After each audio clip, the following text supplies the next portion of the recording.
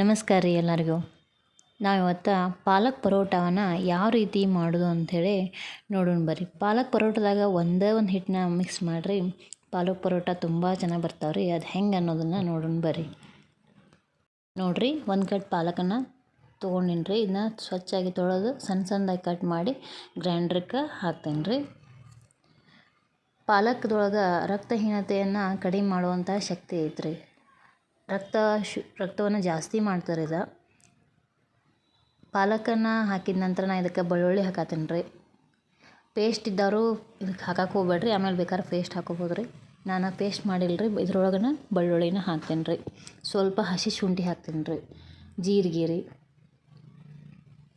ಗ್ರೈಂಡ್ರಿಗೆ ಹಾಕುವಾಗನ ಜೀರಿಗೆ, ಬೆಳ್ಳುಳ್ಳಿ, ಹಸಿ ಶುಂಠಿ, ಮೆಣಸಿನ್ಕಾಯಿ, ಕೊತ್ತಂಬರಿ ಹಾಕಿದ್ರೆ ಅದ್ರೊಳಗನ ಗ್ರೈಂಡ್ರದಾಗನ ಸಣ್ಣ ಆಗಿಬಿಡ್ತದೆ ರೀ. ಆಮೇಲೆ ಹಾಕಿರೋದು ಕಟ್ ಮಾಡಿ ಹಾಕಿದ್ರೆ ಪರೋಟ ಮಾಡುವಾಗ ನನ್ನಡ್ಕ ಸಿಗ್ತದೆ ರೀ.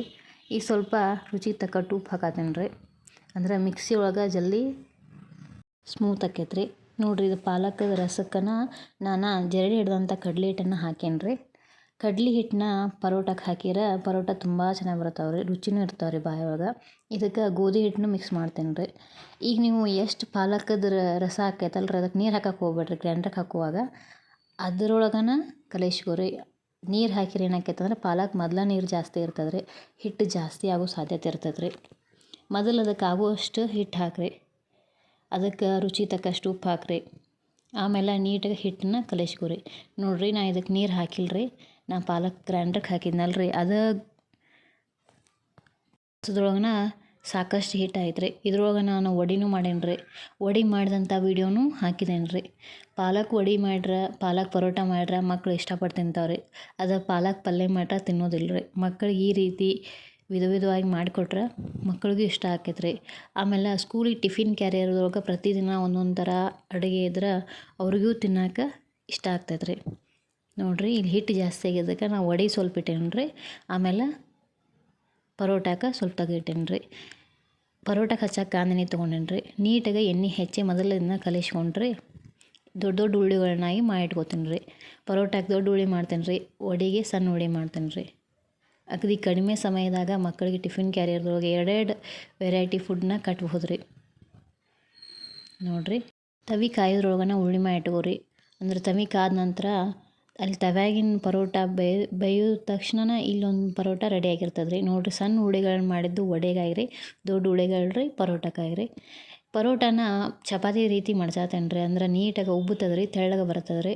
ಮಕ್ಕಳು ತಿಂತಾವ್ರಿ. ದಿಪ್ಪಾದ್ರೆ ತಿನ್ನಕ್ಕೆ ಮನಸ್ಸು ಮಾಡೋದಿಲ್ಲ ರೀ. ಸ್ವಲ್ಪ ಹಸಿ ಹಿಟ್ಟಿನಂಗೆ ಆಗ್ತದೆ ರೀ. ಅದಕ್ಕೆ ಚಪಾತಿ ಲಟ್ಸಿದ ರೀತಿನ ಲಟ್ಸಿದ್ದೇನೆ ರೀ. ಇದಕ್ಕೆ ಎಣ್ಣೆ ಹಚ್ಚೇನಿ ರೀ ಮೊದಲು. ಆಮ್ಯಾಗ ಹೊಳ್ಳಿಸಿನು ಇನ್ನೊಮ್ಮೆ ಎಣ್ಣೆ ಹಚ್ತೇನೆ ರೀ. ನೋಡಿರಿ, ನೀಟಾಗಿ ಪರೋಟ ಬಂದವು ರೀ. ಪಾಲಕ್ದೊಳಗೆ ಕಬ್ಬಿನಾಂಶ ಜಾಸ್ತಿ ಇರೋಂಥ ರಕ್ತಹೀನತೆಗೆ ತುಂಬ ಒಳ್ಳೇದು ರೀ ಇದು. ಆಮೇಲೆ ತೂಕ ಇಳಿಸೋರ್ನು ಪಾಲಕನ್ನು ನಿಯಮಿತವಾಗಿ ಜ್ಯೂಸು ಅಥವಾ ಪಾಲಕ್ ಪಲ್ಯ ಈ ಥರ ಪರೋಟ ಮಾಡಿ ಪ್ರತಿದಿನ ತಿನ್ನೋದ್ರಿಂದ ತೂಕನೂ ಕಡಿಮೆ ಆಗ್ತದೆ ರೀ. ಮಧುಮೇಹ ಇದ್ದವ್ರಿಗೂ ಇದು ಆರೋಗ್ಯಕ್ಕೆ ತುಂಬ ಒಳ್ಳೇದು ರೀ.